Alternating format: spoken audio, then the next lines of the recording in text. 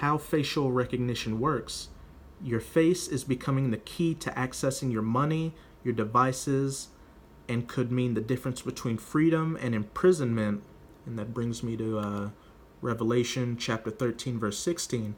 And he causeth all, both small and great, rich and poor, free and bond, to receive a mark in their right hand or in their foreheads, brain scanner technology. And also, as it just said, your face is becoming the key to accessing your money, your devices, and such, which plays right into verse 17, and that no man might buy or sell save he that had the mark, or the name of the beast, or the number of his name.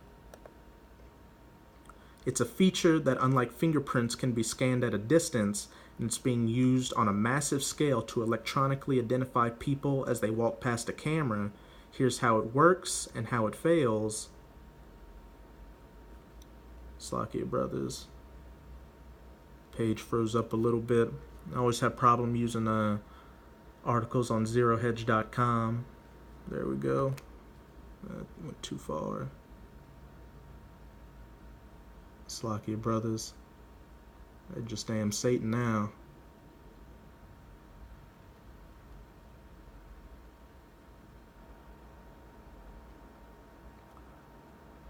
I guess I'll just read it from here.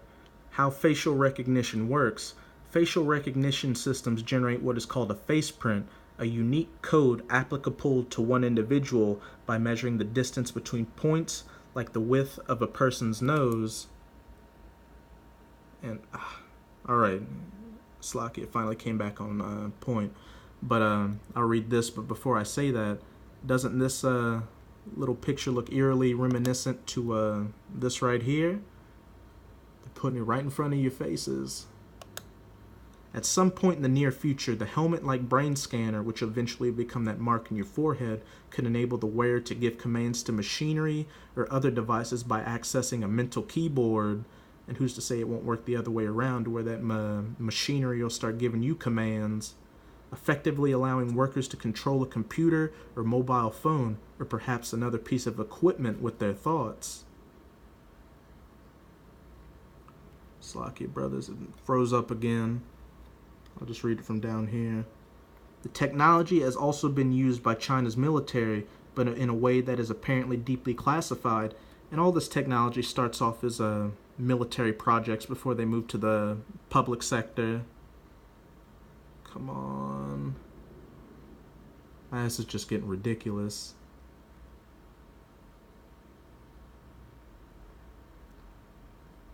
But yeah, brothers, while this article takes its sweet time, we can see that all the parts of this system are coming into play.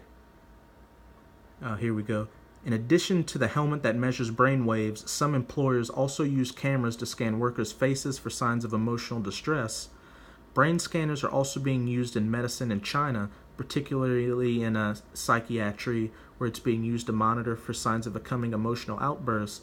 And let's think for an instance that Esau does succeed with this Mark of the Beast RFID chip-based system. If you start having second thoughts or you try to rebel against the system, they'll know your every thoughts and emotions, and they'll just turn that chip off and it'll be lights out, problem dealt with. But while the technology has reportedly led to many benefits involving productivity, one source quoted in the SCMP pointed out the ease with which it could be abused to create a kind of Orwellian thought police, and given China's famously weak worker protections, a tremendous irony considering its communist roots, employees have little recourse to hold employers accountable. The selling of Facebook data is bad enough. Brain surveillance can take privacy abuse to a whole new level. Lawmakers should act now to limit the use of emotion surveillance and give workers more bargaining power to protect their interests, Quayle said.